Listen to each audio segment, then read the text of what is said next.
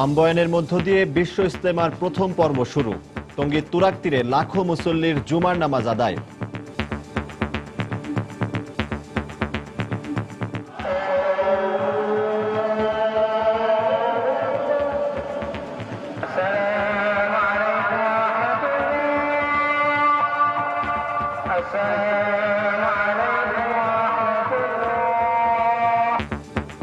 নির্বিঘ্ন করতে নেওয়া হয়েছে 5 স্তরের নিরাপত্তা ব্যবস্থা।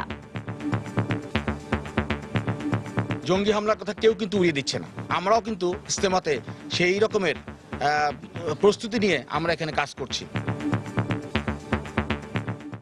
দেখছিলেন প্রধান শিরোনাম। সন্ধ্যার সময়ে সঙ্গে আছি আমি পারমিতাহীন এবং আমি সজল দাস। এবার অন্যান্য শীর্ষ সংবাদ।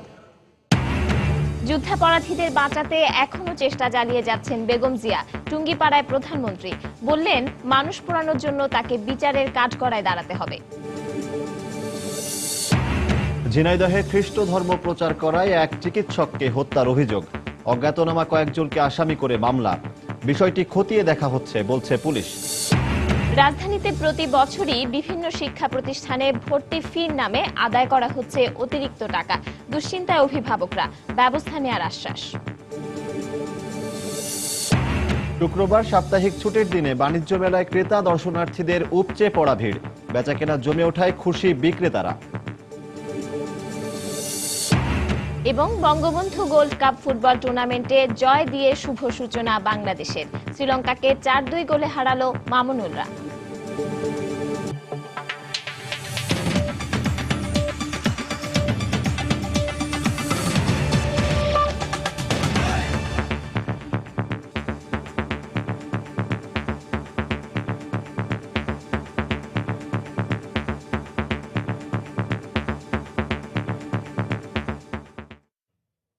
ফজরের নামাজের পর আম্বয়ানের মধ্য দিয়ে টঙ্গীর তুরাগ তীরে শুরু হয়েছে বিশ্ব ইজতেমার প্রথম পর্ব। শীত উপেক্ষা করে দেশ বিদেশের লাখো মুসল্লি উপস্থিত হয়েছেন ইজতেমা ময়দানে। শুনছেন মুরব্বীদের বয়ান আর জিকির আজকারে সময় পার করছেন মুসল্লিরা। ইজতেমার প্রথম দিন জুমার নামাজে লাখো মানুষ শরিক হন। এদিকে সার্বিক বিষয় বিবেচনায় নিয়ে 5 স্তরের নিরাপত্তা ব্যবস্থা নিয়েছে প্রশাসন। টঙ্গীর ইজতেমা ময়দান ঘুরে এসে বিস্তারিত জানাচ্ছেন জুনায়েদ আল হাবিব। শেষ নবীর উম্মত হিসেবে দিন শেখা যেমন জরুরি, তেমনি দিনের দাওয়াত মানুষের কাছে পৌঁছে দেওয়াও ইমানি দায়িত্ব বলে মনে করেন ইজতেমায় আগত ধর্মপ্রাণ মুসলমানরা। আর এজন্যই প্রতি বছর ছুটে আসেন এই তুরাগ তীরে। দিনকে বোঝার জন্য, দিনকে মানার জন্য, এই মেহনতের কাজটার জন্য এখানে আসা। দিনের দাওয়াতের আহ্বান আসছি। এখান থেকে তশকিলের মাধ্যমে মানুষ জোগাড় করে দুনিয়ার বিভিন্ন প্রান্তে দাওয়াতের জন্য বাহির হবো ইনশাআল্লাহ। আল্লাহকে সন্তুষ্ট করার জন্য আমরা দূর দূরান্ত থেকে এইখানে আসছি। আল্লাহ আমাদের দাদা খায় দান করুন, সবাই ভাইরা সবাইকে আশা তৌফিক দান করুন। ইজতেমার প্রথম দিন লাখো মানুষের অংশগ্রহণে অনুষ্ঠিত হয় জুমার নামাজ। প্রথম পর্বে দেশের 17টি জেলা ইজতেমায় অংশ নেয় মানুষের চাপ অনেকটাই কম, তাই স্বাচ্ছন্দ্যেই প্রয়োজনীয় সব কাজ সারতে পারছেন আগত মুসল্লিরা। পানির ব্যবস্থা, ওজোর ব্যবস্থা আমাদের যথেষ্ট পরিমাণ ইজতেমার পক্ষ থেকে আমাদের জন্য সুব্যবস্থা করা হয়েছে। গতকাল আইসি মানে গাড়ি ঘোড়া একটু সমস্যা আছে, জমজট মানে একটু বাড়িয়ে চলছে। এদিকে ইজতেমায় জঙ্গি হামলার আশঙ্কাকে উড়িয়ে না দিয়ে আগত মুসল্লিদের নিরাপত্তায় সব ধরনের প্রস্তুতি রয়েছে বলে জানিয়েছেন র্যাবের অতিরিক্ত মহাপরিচালক। পাশাপাশি পুলিশের পক্ষ থেকেও রয়েছে কঠোর নজরদারি। জঙ্গি হামলার কথা কেউ কিন্তু উড়িয়ে দিচ্ছে না। আমরাও কিন্তু ইজতেমাতে সেই রকমের প্রস্তুতি নিয়ে আমরা এখানে কাজ করছি। এটাকে মাথায় রেখেই আমাদের নিরাপত্তা সর্বোচ্চ পর্যায়ে নিরাপত্তা আমরা নিশ্চিত করার জন্য চেষ্টা করব। এবার আমরা কিন্তু পর্যাপ্ত পরিমাণে পুলিশও মোতায়েন করেছি, আমরা সিসিটিভিও লাগিয়েছি, আমরা ওয়াচ টাওয়ারের কাজ করতেছে, চতুর্পাশে চেকপোস্ট ব্যবস্থা করতেছি। এ পর্যন্ত 93টি দেশের 6112 জন বিদেশি মুসল্লি ইজতেমায় অংশ নিয়েছেন বলে জানিয়েছে পুলিশ। আর বিদেশিদের নিরাপত্তায় নেওয়া হয়েছে বিশেষ ব্যবস্থা। পার্থিব লোভ লালসার ঊর্ধ্বে উঠে মহান সৃষ্টিকর্তার নৈকট্য অর্জনে আল্লাহ রাস্তায় বের হওয়া তাবলিগ জামাতের লাখো মুসল্লি এখন এই টঙ্গীর তুরাগ তীরে। আল্লাহ আল্লাহ ধ্বনিতে মুখরিত পুরো এই ইজতেমা ময়দান। আজ শুরু হওয়া বিশ্ব ইজতেমার 50তম আসরের প্রথম পর্ব শেষ হবে আগামী রোববার আখেরি মোনাজাতের মাধ্যমে। সে পর্যন্ত শান্তিপূর্ণভাবে অনুষ্ঠিত হবে পবিত্র হজের পর মুসলমানদের সবচেয়ে বড় জমায়েত এই বিশ্ব ইজতেমা, এমন প্রত্যাশাই এখন সবার। টঙ্গীর বিশ্ব ইজতেমা ময়দান থেকে জুনায়েদ আল হাবিব, সময় সংবাদ, গাজীপুর। প্রধানমন্ত্রী শেখ হাসিনা বলেছেন, যুদ্ধাপরাধীদের বাঁচাতে এখনো চেষ্টা চালিয়ে যাচ্ছেন বেগম জিয়া। টুঙ্গিপাড়ায় জাতির জনক বঙ্গবন্ধু শেখ মুজিবুর রহমানের সমাধি কমপ্লেক্সে বিভিন্ন শিক্ষা প্রতিষ্ঠানে ল্যাপটপ ও মাল্টিমিডিয়া বিতরণ অনুষ্ঠানে তিনি কথা বলেন। এ সময় তিনি বলেন, মানুষ পোড়ানোর জন্য বেগম জিয়াকে বিচারের কাঠগড়ায় দাঁড়াতে হবে। টুঙ্গিপাড়া থেকে শাহ আলী জয়ের রিপোর্ট।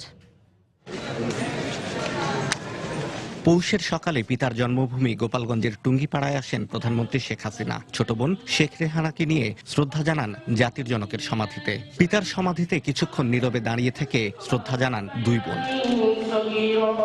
এ সময় মাজার কমপ্লেক্সে এক অনুষ্ঠানে টুঙ্গিপাড়া উপজেলার বিভিন্ন শিক্ষা প্রতিষ্ঠানে ল্যাপটপ এবং মাল্টিমিডিয়া বিতরণ করেন প্রধানমন্ত্রী। সংক্ষিপ্ত এই অনুষ্ঠানে শেখ হাসিনা বলেন, বাংলাদেশের সব উপজেলায় একটি করে সরকারি স্কুল ও কলেজ প্রতিষ্ঠা করার লক্ষ্যে কাজ করছে সরকার। প্রত্যেকটা উপজেলা অন্ততপক্ষে একটা সরকারি কলেজ, সরকারি স্কুল থাকতে হবে। বলেন, বাংলাদেশের অনেক সম্ভাবনা আছে, তা কাজে লাগাতে হবে। আজকে ডিজিটাল বাংলাদেশ কিন্তু এখন আর ওই স্বপ্ন না, এটা বাস্তব। এখন প্রতিটি এলাকায় ডিজিটাল সেন্টার আমরা করে দিয়েছি। আমরা ৫,২৭৫টা ডিজিটাল সেন্টার করেছি। আমাদের ৮,০০০ পোস্ট অফিস আছে। এই পোস্ট অফিসগুলিকেও আমরা ডিজিটালাইজ করে দিচ্ছি, সেগুলো আমরা ডিজিটাল সেন্টার করে দিচ্ছি। এবং প্রতিটি জায়গায় কিন্তু মানুষ, ছেলেমেয়েরা কাজ পাচ্ছে, নিজে অন্তত কিছু করে খাওয়ার সুযোগ পাচ্ছে, সেটা আমরা সৃষ্টি করেছি। শেখ হাসিনা বলেন, গত বছর সরকার যখন দেশকে এগিয়ে নিতে কাজ করছিল, তখনই দেশ জুড়ে জ্বালাও পোড়াও আর মানুষ হত্যায় নামে বিএনপি জামাত। গত পৌর নির্বাচনে এর ফলও পেয়েছে তারা, মন্তব্য করেন প্রধানমন্ত্রী। তারা এদেশের মানুষকে পুড়িয়ে মারে, মানুষ হত্যা করে। তারা 582টা স্কুল পুড়িয়েছে 2014 সালে নির্বাচন ঠেকানোর নামে। প্রিজাইডিং অফিসার সহ প্রিজাইডিং অফিসারকে হত্যা করেছে এবং জ্যান্ত মানুষগুলিকে পুড়িয়ে হত্যা করেছে। যার মধ্যে এতটুকু মনুষ্যত্ব আছে, সেই জ্যান্ত মানুষকে পুড়িয়ে মারে না। সেই যুদ্ধাপরাধীদের বাঁচাবার জন্য আবার তিনি বেশ চেষ্টা করে যাচ্ছেন। কিন্তু এরা যে অপরাধ করেছে, এই অপরাধের কোনো ক্ষমা নাই।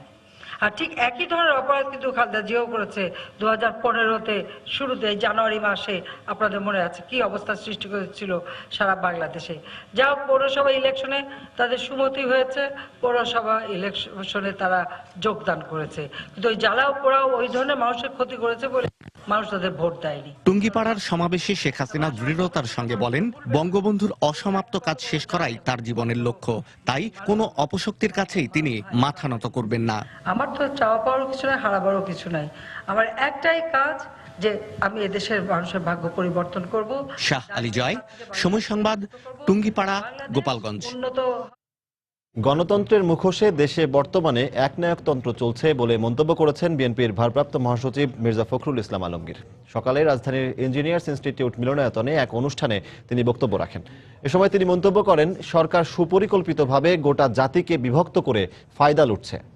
একদলীয় শাসন প্রতিষ্ঠার সব আয়োজন সম্পন্ন হয়েছে, শুধুমাত্র গণতন্ত্রের একটা মুখোশ পরিয়ে রাখা হয়েছে। গোটা জাতিকে বিভক্ত করে ফেলেছে।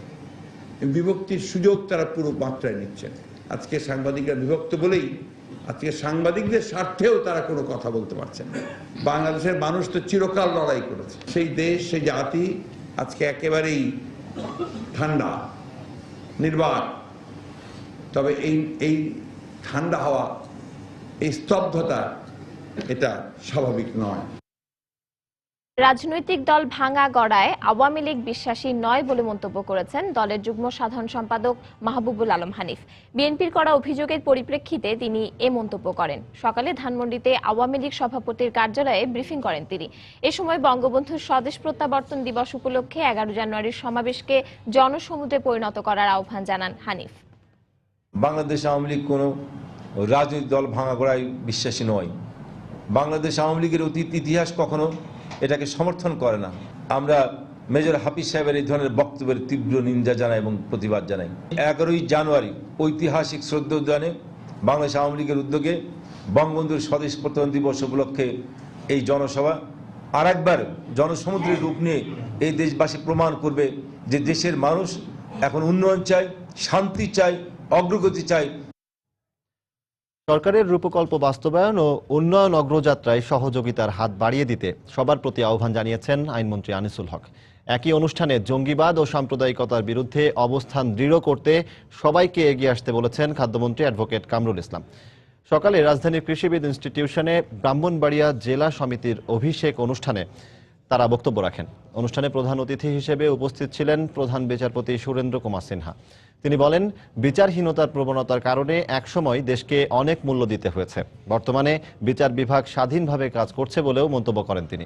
অনুষ্ঠানে ব্রাহ্মণবাড়িয়া জেলা সমিতির সদস্যরা উপস্থিত ছিলেন।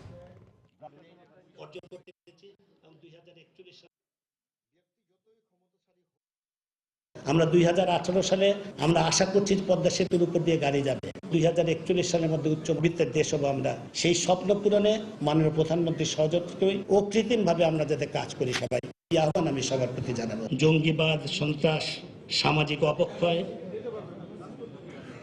আর এই যে সম্প্রীতির বন্ধন, অটুট বন্ধন যে ব্রাহ্মণবাড়িয়াবাসীর, জঙ্গিবাদের বিরুদ্ধে, সামাজিক অবক্ষয়ের বিরুদ্ধে, সন্ত্রাসের বিরুদ্ধে ব্রাহ্মণবাড়িয়াবাসীর যে অবস্থান, সেই অবস্থান যাতে আরো দৃঢ় হয়। মাননীয় প্রধানমন্ত্রী শেখ হাসিনার ঘোষিত রূপকল্প 2021 বাস্তবায়নে এবং বাংলাদেশকে 2021 সালের মধ্যে মধ্যম আয়ের দেশে এবং 2041 সালের মধ্যে উন্নত বিশ্বের সারিতে নিয়ে যেতে বর্তমান সরকার যে উন্নয়ন কর্মকাণ্ড বাস্তবায়ন করছে, তাতে এলাকা ভিত্তিক সাধ্যমতো সমর্থন ও সহযোগিতা প্রদানের জন্য আপনাদের প্রতি আমি উদ্যোক্ত আহ্বান জানাই। সন্ধ্যার সময় আরো থাকছে। গাইবান্ধায় বিভিন্ন বেসরকারি বিদ্যালয়ে শিক্ষার্থীদের ওপর চাপিয়ে দেয়া হচ্ছে অতিরিক্ত অনেক বই। প্রকাশনা সংস্থার সঙ্গে আর্থিক লেনদেনের অভিযোগ। যুক্তরাষ্ট্রে পাচারের সময় রাস্তায় ফেলে যাওয়া 15 বাংলাদেশিকে উদ্ধার করেছে নিকারাগুয়ার পুলিশ। নিকারাগুয়া পুলিশের বরাত দিয়ে বিভিন্ন মার্কিন সংবাদ মাধ্যম এ তথ্য জানিয়েছে। দেশটির রাজধানী মানামার 20 কিলোমিটার দক্ষিণে এক মহাসড়কে তাদের খুঁজে পায় পুলিশ। কোস্টারিকা থেকে হন্ডুরাস হয়ে যুক্তরাষ্ট্রে যাওয়ার জন্য দালালদের সহযোগিতায় ওই বাংলাদেশিরা নিকারাগুয়ায় প্রবেশ করেছিলেন বলে জানিয়েছে পুলিশ। তারা জানায়, উদ্ধারকৃতদের বয়স 18 থেকে 33 বছরের মধ্যে। উদ্ধারকৃতদের আপাতত একটি অভিবাসী আশ্রয় কেন্দ্রে রাখা হয়েছে।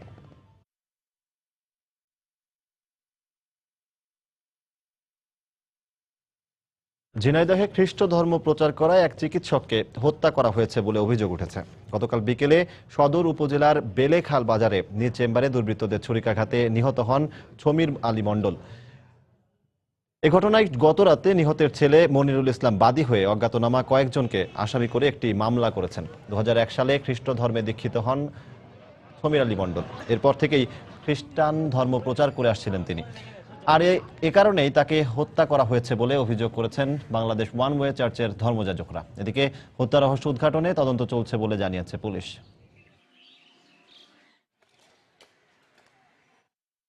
সে বলে যে আমাকে প্রাণনাশের হুমকি দেওয়া হচ্ছে খ্রিস্ট ধর্ম প্রচার করার কারণে, আমাকে বিভিন্ন জায়গায় বিভিন্নভাবে আমাকে হুমকি ধামকি দেওয়া হচ্ছে, আপনারা আমাদের জন্য প্রার্থনা করুন। সে ধর্মচ্যুত হয়েছে, এটাই ছিল তার একমাত্র অপরাধ। আমি তাদেরকে অবিলম্বে তাদেরকে গ্রেপ্তার এবং শাস্তির দাবি করি। আমরা 3টা বিষয় সামনে রেখে তদন্ত করতেছি। সেটি হচ্ছে সে ধর্মান্তরিত হওয়া এবং তার পারিবারিক জমি জমা সংক্রান্ত বিরোধ এবং কোনো পূর্ব শত্রুতা।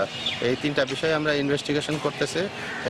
রাজধানীতে প্রতি বছরই বিভিন্ন শিক্ষা প্রতিষ্ঠানে ভর্তি ফির নামে আদায় করা হচ্ছে অতিরিক্ত টাকা। আর এ কাজে পিছিয়ে নেই দেশের স্বনামধন্য বাংলা ও ইংরেজি মাধ্যমের স্কুল ও কিন্ডারগার্টেনগুলো। এতে অভিভাবকরা পড়েছেন দুশ্চিন্তায়। তবে শিক্ষামন্ত্রী বলছেন, অভিযোগ পেলে নেওয়া হবে তাৎক্ষণিক ব্যবস্থা। আরো জানাচ্ছেন শাফিন জাহিদ। তানভীর সুলতানা সরকারি চাকরিজীবী এই অভিভাবকের 3 সন্তান পড়ছেন রাজধানীর উইলস লিটল ফ্লাওয়ার স্কুলে। সন্তানদের স্কুলে দিতে আসছেন ঠিকই, কিন্তু মাথায় রয়েছে দুশ্চিন্তার বোঝা। কারণ এবছর সন্তানদের শিক্ষা প্রতিষ্ঠানের ভর্তি ফি বাড়ানোর পাশাপাশি প্রায় দ্বিগুণ হারে বেড়েছে মাসিক বেতন সহ অন্যান্য চার্জ। 3টা বাচ্চার ক্ষেত্রে প্রত্যেকের বেতন দ্বিগুণ, তখন তো আমার সংসারের অন্য খরচগুলো সব করতে হবে। বাচ্চাদেরকে সেরকম আমি সুযোগ সুবিধা দিতে পারবো না। আমাদের মতো সাধারণ চাকরিজীবী মানুষ যারা, তাদের জন্য তো অনেক বেশি প্রেশার। এখন আমরা কি করব বলেন, আমরা তো সব জিম্মি হয়ে রয়েছি। দেশের সবগুলো নামী কিংবা বেনামী বিদ্যালয়গুলোর দিকে অভিযোগের আঙুল আছে অভিভাবকদের। সরকারের নিয়ম অমান্য করে যেখানে সব ছাত্রছাত্রীদের কাছ থেকে ভর্তির নামে আদায় করা হচ্ছে অতিরিক্ত টাকা, আর প্রতি বছরই বাড়ছে এর পরিমাণ। সেই সাথে বিশেষ ক্লাসের নামে কোচিং করিয়ে আদায় করছেন অতিরিক্ত টাকা। আর প্রতিষ্ঠানের অধ্যক্ষের দাবি, নতুন পে স্কেল অনুযায়ী শিক্ষকদের বেতন দিতেই নেওয়া হয়েছে এমন সিদ্ধান্ত। বর্তমান যে পে স্কেল ঘোষণা করলো সেইটা দিলে 75% বাড়াইতে হয়, সেই জন্য মাত্র 49.67% বাড়াইছি। বিষয়টি জানার পর শিক্ষামন্ত্রী বলছেন, এ বিষয়ে সুনির্দিষ্ট অভিযোগ পেলে সংশ্লিষ্ট প্রতিষ্ঠানের বিরুদ্ধে তাৎক্ষণিক ব্যবস্থা নেওয়া হবে। তারা কমপ্লেন দেয় না, তারা আবার গোপন রাখতে চায়। এটা আপনি যেমন বললেন, তারা তো আমার কাছে বলবে না, আমাকে দিলে তো আমার জন্য সুবিধা হয়। একটা প্রমাণ একজনের চিঠি দিলেই তো আমি অ্যাকশন নিয়ে নিতে পারি তাৎক্ষণিক। আমার তো প্রমাণ দরকার। কেউ রক্ষা পাবে না। প্রতিবার সবার টাকা ফেরত দেওয়া হয়েছে, এবারও ফেরত দিতে হবে।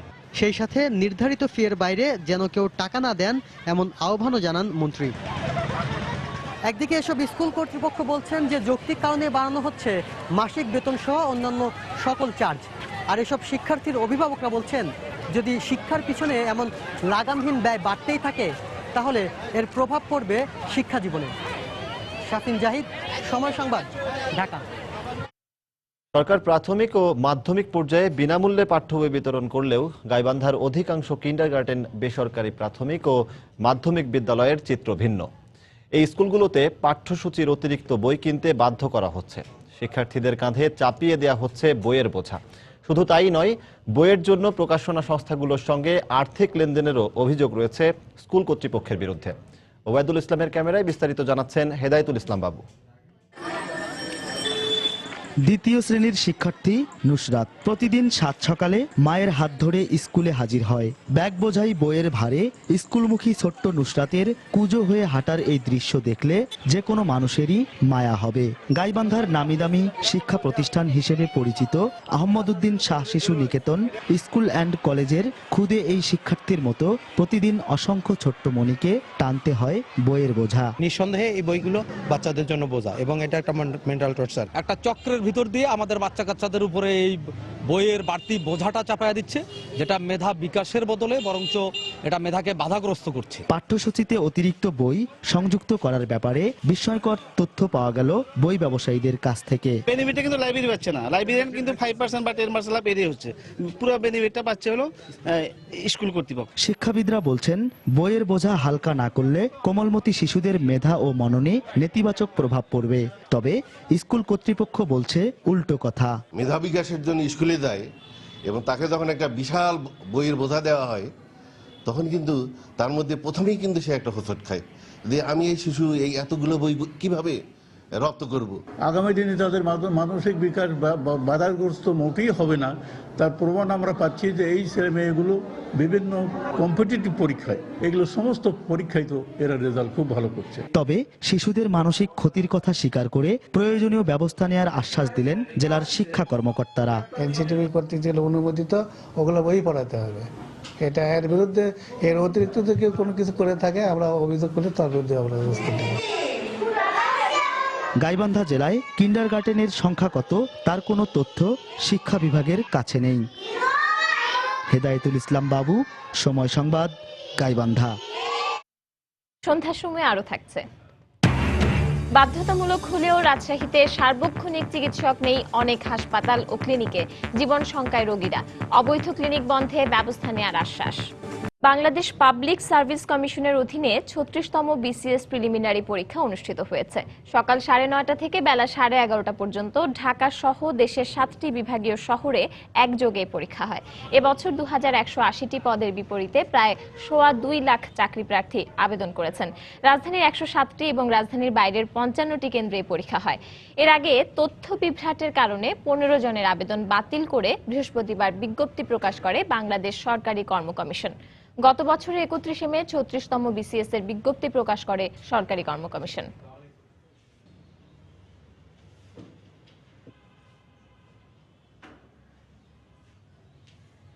কেরানীগঞ্জে নিখোঁজের 2 দিন পর কামরুল ইসলাম নামে এক যুবকের লাশ উদ্ধার করা হয়েছে। পুলিশ ও স্বজনরা জানায়, গত 6 জানুয়ারি দুপুরে মোবাইল ফোনে কল এলে বাড়ি থেকে বের হয়ে যান কামরুল। এরপর থেকেই নিখোঁজ ছিলেন তিনি। আজ সকালে দক্ষিণ কেরানীগঞ্জের একটি পুকুর থেকে কামরুলের লাশ উদ্ধার করে পুলিশ। প্রেম সংক্রান্ত বিরোধের জের ধরে তাকে হত্যা করা হয়েছে বলে অভিযোগ করেছেন স্বজনরা। এই ঘটনায় জড়িত সন্দেহে 6 জানুয়ারি রাতেই দুজনকে আটক করা হয়। তবে আটককৃতদের মধ্যে একজনকে স্থানীয় চেয়ারম্যানের জিম্মায় ছেড়ে দেয় পুলিশ।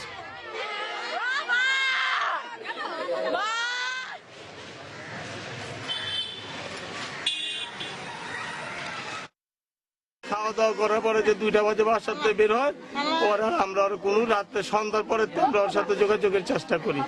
অনবরত রাত্র 10:30 পর্যন্ত আর মোবাইল ফোন বাজতে থাকে। এসআই শফিক তদন্ত কর্মকর্তা, উনি যায় মেয়েদের বাসায় শান্তি ইসলাম এবং তার খালাম্মা কোহিনুর বেগমকে গ্রেপ্তার করে। কইরা মুজিবুর রহমানের বাসায় যায়। মুজিবুর রহমানের বাসায় গিয়া তার ছেলে আনিসুর রহমানকে গ্রেপ্তার করে। কইরা 3 জনকে থানায় নিয়ে যায়। দর্শক, 21তম ঢাকা আন্তর্জাতিক বাণিজ্য মেলার 8ম দিন আজ শুক্রবার সাপ্তাহিক ছুটির দিন হওয়ায় সকাল থেকেই রাজধানীর শেরেবাংলা নগরে মেলা প্রাঙ্গণে ক্রেতা দর্শনার্থীদের ঢল নেমেছে। এই মুহূর্তে সেখানে আছেন আমাদের সহকর্মী তোহা খান তামিম। আমরা মেলার খবর জানতে চলে যাব তার কাছে। তোহা।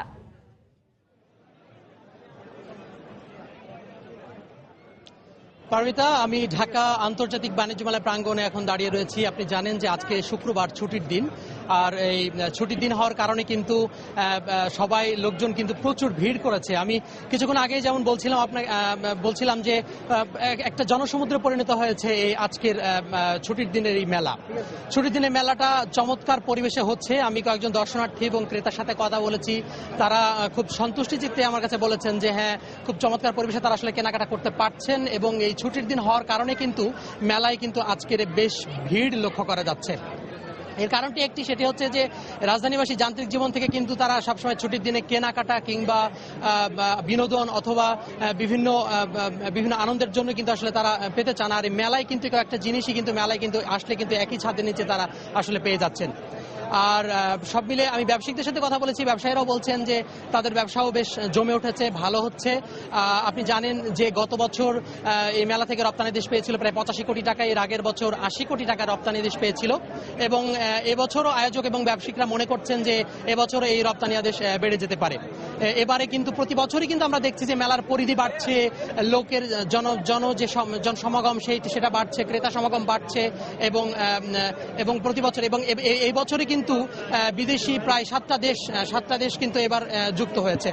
এবার বঙ্গবন্ধুকে জানার জন্য নতুন প্রজন্মের সাথে বঙ্গবন্ধুকে পরিচয় করিয়ে দেওয়ার জন্য কিন্তু বঙ্গবন্ধু স্টল রয়েছে বিভিন্ন পণ্যের সমাহার এবং নিরাপত্তার বিষয়টি এখানে এসে যায়। যেহেতু প্রচুর লোকের সমাগম, মেলা শুরুর দিকে আমাদের বাণিজ্যমন্ত্রী তোফায়েল আহমেদ বলছিলেন যে প্রায় প্রতিদিন 1 লক্ষ লোকের সমাগম ঘটবে বলে তিনি আশা প্রকাশ করেন। আর এখানে কিন্তু প্রচুর লোকের সমাগম হচ্ছে, বিশেষ করে নিরাপত্তার বিষয়টি কিন্তু বরাবরই এসে যায়। নিরাপত্তার বিষয়ে আমি এখানকার যে ওসি আছে তার সাথে কথা বলেছিলাম, ভারপ্রাপ্ত কর্মকর্তার সাথে আমি কথা বলেছিলাম। তিনি যেমনটি আমাকে জানাচ্ছিলেন যে এখানে 4টি স্তরে মূলত তারা নিরাপত্তা সাজিয়েছেন এবং নিরাপত্তার চাদরে পুরো মেলাটাকে ঢেকে ফেলা হয়েছে এবং কোনো রকম অপ্রীতিকর কোনো ঘটনা কিন্তু মেলায় তারা আসলে এখন পর্যন্ত দেখতে পাননি এবং তারা চেষ্টা করছেন যাতে করে চমৎকার পরিবেশে ক্রেতা ব্যবসায়িক চমৎকার পরিবেশে মেলাটা অনুষ্ঠিত হয় এবং সেটাও আমি কিন্তু লক্ষ্য করা যাচ্ছে।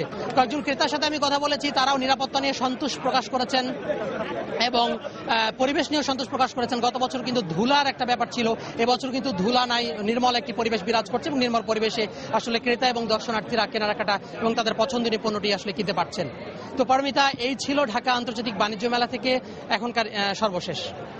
ধন্যবাদ তামিম আপনাকে। দর্শক, আমরা জানছিলাম আমাদের সহকর্মী তোহা খান তামিমের কাছ থেকে আজকের ঢাকা আন্তর্জাতিক বাণিজ্য মেলার খবর। চলে যাচ্ছি পরের খবরে। বাধ্যতামূলক হলেও রাজশাহীতে সার্বক্ষণিক চিকিৎসক ছাড়াই চলছে অনেক বেসরকারি হাসপাতাল ও ক্লিনিক। রোগীদের অভিযোগ, স্বাস্থ্যসেবার জন্য পর্যাপ্ত সুযোগ সুবিধা নেই এই প্রতিষ্ঠানগুলোতে। এতে দূর দূরান্ত থেকে চিকিৎসা নিতে আসা অনেক রোগী জীবন শঙ্কায় পড়ছেন। আব্দুল সালামের তোলা ছবিতে বিস্তারিত জানাচ্ছেন সাইফুর রহমান রকি। নিয়ম অনুযায়ী কোনো হাসপাতাল বা ক্লিনিক 10 বেডের মধ্যে হলে সার্বক্ষণিক 3 জন চিকিৎসক, 6 জন নার্স ও 3 জন সুইপার থাকা আবশ্যক। কিন্তু সরেজমিনে গিয়ে দেখা গেল উল্টো চিত্র। অধিকাংশ হাসপাতাল ও ক্লিনিকগুলোতে রোগীর দেখা পেলেও তাৎক্ষণিকভাবে পাওয়া যায়নি কোনো চিকিৎসককে। বিষয়টি আজ করতে পেরে সময়ের ক্যামেরা দেখে অনেকে সটকে পড়লেও যারা কথা বলেছেন তাদের রয়েছে নানা অজুহাত। এগুলো আমাকে না জিজ্ঞেস করলে ভালো হয়। ডাক্তার তো এখন নাই, মানে আসবে, এখন ডিউটিও টাইম না, তো আপাতত কেউ নাই, আসবে কিছুক্ষণের ভিতরে। অধিকাংশ বেসরকারি হাসপাতাল ও ক্লিনিকগুলোর বিরুদ্ধে ভুল তথ্য দিয়ে লাইসেন্স পাওয়ার অভিযোগ উঠেছে। মূলত স্বাস্থ্য অধিদপ্তর এবং সিভিল সার্জনের সঠিক মনিটরিংয়ের অভাবে তারা পার পেয়ে যাচ্ছে বলে জানিয়েছেন সংশ্লিষ্টরা। বেশিরভাগ ক্লিনিক দালালদের মাধ্যমে পরিচালিত হওয়ায় প্রত্যক্ষ বা পরোক্ষভাবে এর কুফল গিয়ে পড়ছে রোগীদের উপর। সেই সাথে বাড়ছে তাদের স্বাস্থ্য ঝুঁকিও। ঠিক মতন ট্রিটমেন্ট করা হয় না, শুধু টাকায় খরচ হয়। রোগীর হয়তো অন্য খারাপ অবস্থা হয়ে যেতে পারে, তখন এখান থেকে বের করে আবার দৌড় মারেন ওখানে, দালাল কিছু ভিড়ে গেল এই সময়। ডাক্তার স্থায়ী ভাগে থাকে না, ওই হাতে ক্লিনিকালরা হয়তো মোবাইল করে হাতে ডাকিলে হাতে ট্রিটমেন্ট দেয়। তবে অবৈধ হাসপাতাল ও ক্লিনিকগুলো বন্ধে ব্যবস্থা নেওয়ার কথা জানালেন জেলার শীর্ষ স্বাস্থ্য কর্মকর্তা। যদি আমি দেখি যে একজনও ডক্টর নয় অথচ সেই ক্লিনিকের নামে ক্লিনিক চালাচ্ছে, ডেফিনেটলি আমরা সেটা অফ করে দেবো। জেলা ও মহানগর মিলিয়ে রাজশাহীতে 64টি বেসরকারি ক্লিনিক ও হাসপাতাল রয়েছে। সাইফুর রহমান রকি, সময় সংবাদ, রাজশাহী। আগামী 17 এপ্রিল 5 বছর পূর্ণ করতে যাচ্ছে সময় সংবাদ।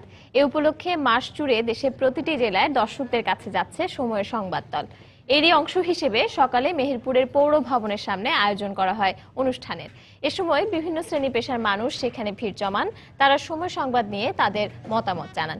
এরপর বিকেলে দর্শকের কাছের যাত্রায় সময় সংবাদের দল যায় চুয়াডাঙ্গায়। সেখানে বড় বাজারে শহীদ হাসান চত্বরে আয়োজন করা হয় অনুষ্ঠানের।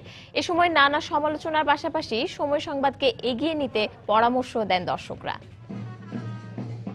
জানবো এখানে আমাদের চারপাশে অসংখ্য দর্শক উপস্থিত রয়েছে, যে শহীদদের নাম ফলক এই চত্বরে আমরা অনুষ্ঠানটি মাই টিভির মাধ্যমে আমরা দেখতে চাই।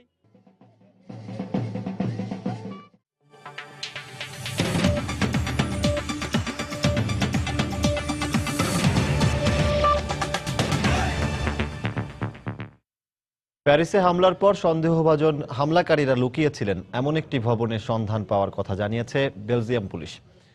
শুক্রবার বিবিসি জানিয়েছে ব্রাসেলসের স্কায়ারবাক জেলার একটি বাসায় পলাতক সালেহ আবদেস সালামের আঙুলের ছাপ ও বিস্ফোরকের চিহ্ন পাওয়া গেছে। 10 ডিসেম্বর ওই ভবনে তল্লাশি চালায় পুলিশ। ভবনটি ভুয়া পরিচয়ে ভাড়া নেওয়া হয়েছিল। যার পরিচয়ে ভবনটি ভাড়া নেওয়া হয়, বর্তমানে তিনি জেলে আছেন বলে জানিয়েছে কর্তৃপক্ষ। প্যারিস হামলার প্রধান সন্দেহভাজন সালাহ আবদেস সালামকে এখনও খুঁজছে পুলিশ। গেল 13 নভেম্বরের ওই হামলায় 130 জন নিহত হন।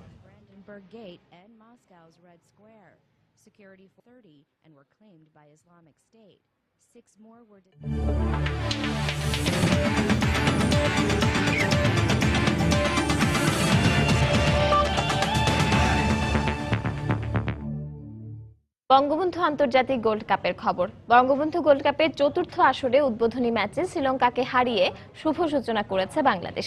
স্ট্রাইকার সাখাওয়াত হোসেন রনির জোড়া গোলে লঙ্কানদের 4-2 গোলে হারিয়েছে মারুফুল হকের শিষ্যরা। লাল সবুজদের হয়ে বাকি দুটি গোল করেন ইয়াসিন খান ও নবিব নেওয়াজ জীবন। সুমন সরকারের তোলা ছবিতে যশোর থেকে আরো জানাচ্ছেন এসএম ইকবাল।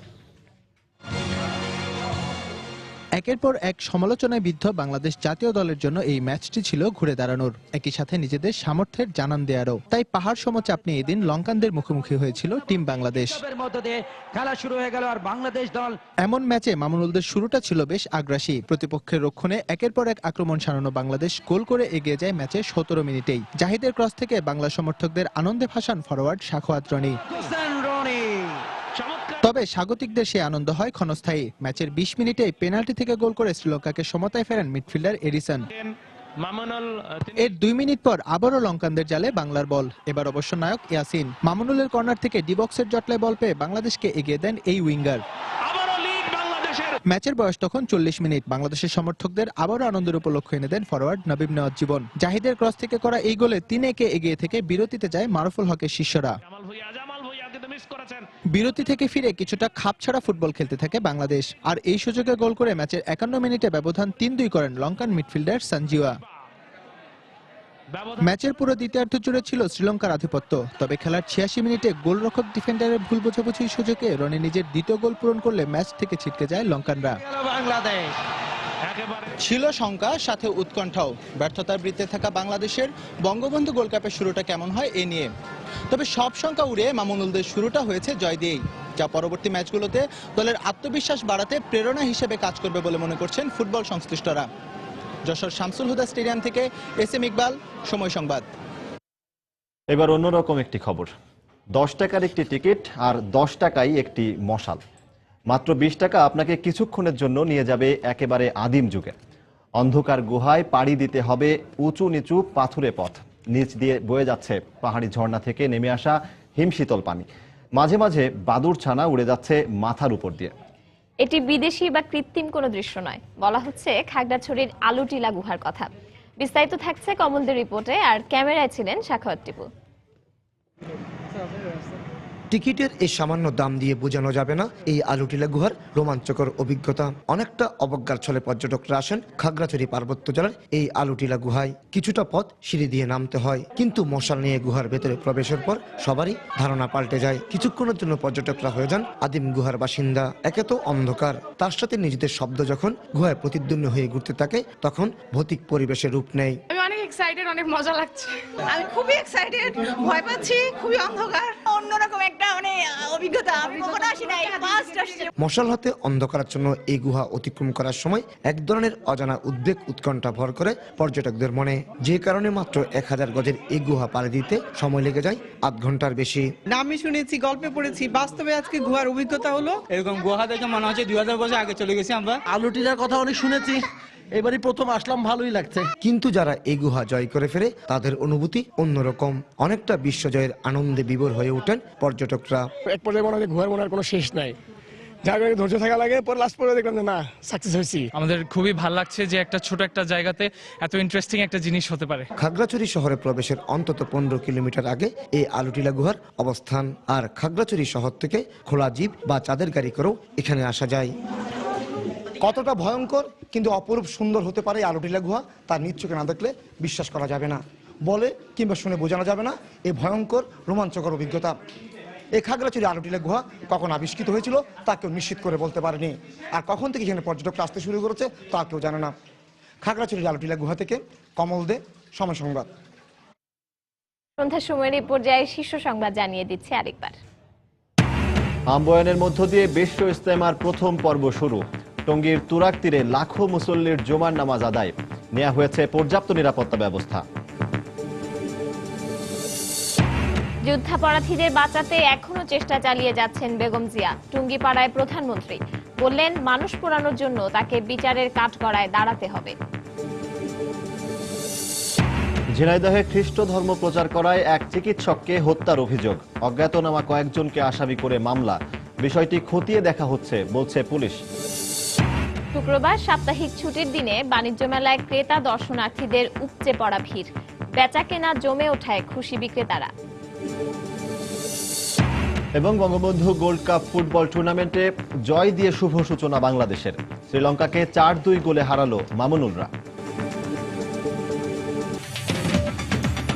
এই ছিল সন্ধ্যার সময়। যে কোনো খবর পেতে ভিজিট করুন সময় নিউজ.tv। সঙ্গে থাকুন সময়ের।